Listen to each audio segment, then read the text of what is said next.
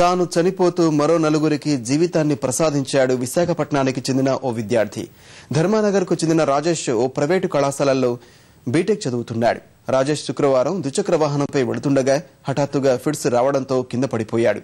తలకు బలమైన గాయం కావడంతో మెదడు స్తంభించిపోయినట్లు వైద్యులు తేల్చారు. రాజేష్ తమకు లేకుండా పోతున్నాడనే బాధను దిగుముకుంటూ అతని శరీర అవయవాలను దానం చేయాలని కుటుంబ సభ్యులు నిర్ణయించారు. హైదరాబాద్ లో దాతల కోసం ఎదురు చూస్తున్న నలుగురికి వాటిని అమర్చనున్నారు. బైక్ యాక్సిడెంట్ లో మా తమ్ముడు బ్రెయిన్ దెబ్బతిని చనిపోవడం జరిగింది. కానీ అతను చనిపోయినా సరే అతని అవయవాలు ఇంకొకరికి నలుగురికి సహాయపడతాయని చెప్పేసి అవయవాలు దానం చేయడానికి ముందుకు వస్తున్నాం అండి. ఇంకొక 4 ప్రాణాలు అయినా సరే బతుకుతాయి, అలాగే మా తమ్ముడు అందరిలోనే బతికుంటాడు అనేసి ఒక నమ్మకంతో దానం చేయడానికి మేము ముందుకు వస్తున్నాం అండి.